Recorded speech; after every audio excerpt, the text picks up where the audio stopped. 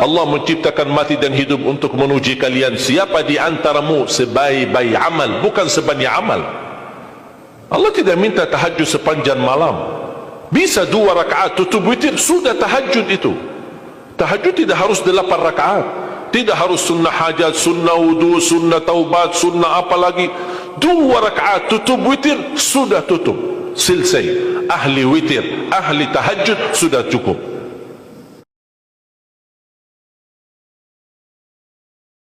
Sebenarnya walaupun takdir itu ada baik, ada buruk, kenyataannya buruk, nampaknya buruk, tapi hakikatnya baik.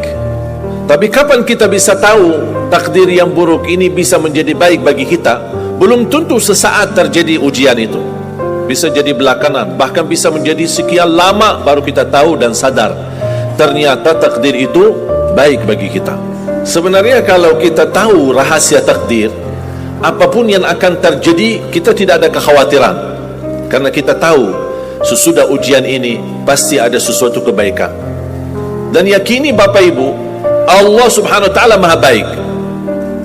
Allah tidak senang menyusahkan hambanya, tapi kadang-kadang proses untuk menuju kebaikan ada kesulitan dan tantangan. Tapi ternyata di dalam keburukan Allah menyediakan sesuatu kebahagiaan, sesuatu kebaikan.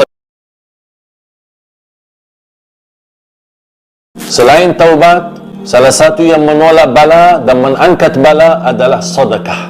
Sedekah termasuk amalan sederhana tapi dahsyat manfaatnya. Sedekah memadamkan kemurkaan Allah sebagaimana air mampu memadamkan api. Sedekah menjaminkan ampunan dosa. Sedekah menjaminkan meraih darjat tertinggi di dalam surga Allah. Sedekah menjaminkan kita selamat dari sakit bahaya. Sedekah menjaminkan sembuh dari penyakit. Sedekah menjaminkan husnul khatimah. Sedekah menjaminkan selamat dari kematian buruk. Sedekah menjaminkan keselamatan dari kematian mendadak. Sedekah banyak manfaatnya untuk terkabul hajat kita. Sedekah, orang-orang yang mencintai sedekah dan suka berbagi akan dibawa naungan sedekahnya nanti di hari kiamat sampai menuju surga Allah subhanahu wa ta'ala. 4 hal mendatangkan rizki kemari. Posisi kita di mana saja, Allah datangkan rizki kepada kita. Yang pertama, qiyamul lail, salat malam. Diberikan qiyamul lail, qiyam artinya berdiri. Berarti lama? Tidak, berdirilah malam hari. Kalau anda tidak salat malam, jangan tinggalkan istighfar waktu sahur. Waktu sahur kapan? Kira-kira 30 menit sebelum azan. Tak ada ibadah yang terbaik di waktu sahur selain istighfar. Yang ketiga, berbanyak sedekah. Dan dimaksud rahasia sedekah, ta'ahudus sedekah, istiqamah bersedekah. Terus yang keempat, zikir, berzikir pagi hari dan sore hari. Yatba'ul mayyit thalath, diikuti orang meninggal dunia 3. Ahluhu wa maluhu wa amaluh. Kalau orang sudah mayat, mau dihantar ke kubur, mau dimakamkan, mau dikuburkan, diikuti 3. Temanin, ikut 3. Keluarga, harta, dan amal saleh.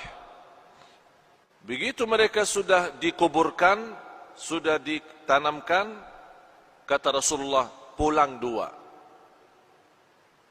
diam 1. Pulang balik, keluarga sama harta. Tapi yang diam di situ dan ikut masuk adalah amal.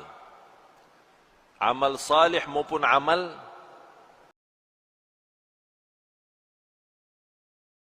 bisa enggak kalau di saat marah diam saja? Diam saja. Tidak usah berbicara apa-apa. Diam total, diam. Lagi berdiri, duduk. Lagi duduk, berbaring. Belum wudu, ambil air wudu supaya memadamkan amarahanmu. Kalau seandainya tidak bisa menahan amarahannya, jangan mengambil keputusan di saat marah.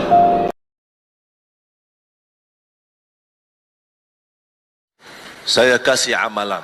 Mulai hari ini, tolong jaga setiap hari baca Qul huwallahu ahad 10 kali. Dapat apa? Dapat rumah di dalam surga Allah. Hadis sahih. Bahkan ada riwayat yang sahih, ketika ditanya oleh Rasul, "Mengapa kamu baca ayat ini dan suka mengulangi?" Kata beliau, "Aku cinta surah ini karena membahas sifat Allah." Qala Rasulullah bersabda, "Percintaanmu terhadap surah ini menjaminmu masuk surga." Allahu Akbar. Makanya mulai hari ini Bapak Ibu, amalannya 10 kali baca Qul huwallahu ahad setiap hari.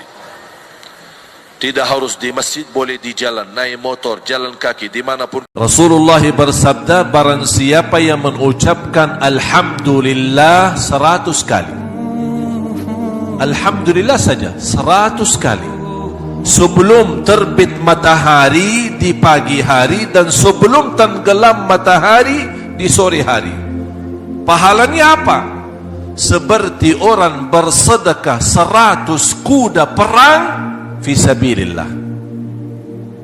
Allahu Akbar. Saya menghitungkan Alhamdulillah 100 kali tak sampai 3 minit.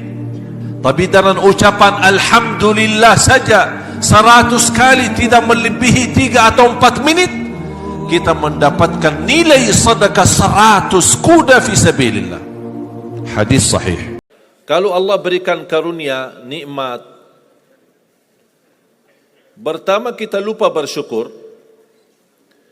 Yang kedua, kita tidak pernah berkata sama Allah, "Ya Allah, kenapa aku dapat nikmat ini?"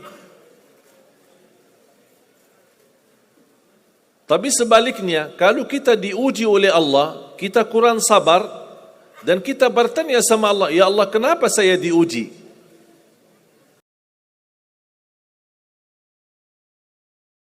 Ada seorang sahabat datang kepada Rasul, "Ya Rasulullah, tolong berikan kepada aku amalan yang menjamin aku masuk surga bersamamu." Berarti dia tidak mau masuk surga selain bersama Nabi Muhammad sallallahu alaihi wasallam. Rasulullah SAW menjawab, "La yazalu lisanuka ratban min dzikrillah." Usahakan basahi kepada Allah. Zikir ini termasuk amalan yang sangat sederhana. Saking mudahnya zikir, boleh berzikir dalam keadaan apapun. Berdiri boleh, duduk boleh, naik motor boleh, bagaimanapun keadaannya, zikrun kepada Allah.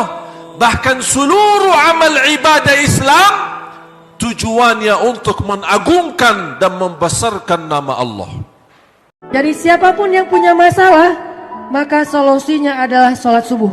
Siapapun yang punya hajat, maka kuncinya adalah sholat subuh. Siapapun yang punya mimpi, maka untuk mewujudkan mimpinya adalah sholat subuh. Siapapun yang ingin menjadikan keajaiban itu nyata, maka menyatakan keajaiban itu adalah dengan sholat subuh. Siapa yang pengen melihat mukjizat dalam hidupnya, sholat subuh.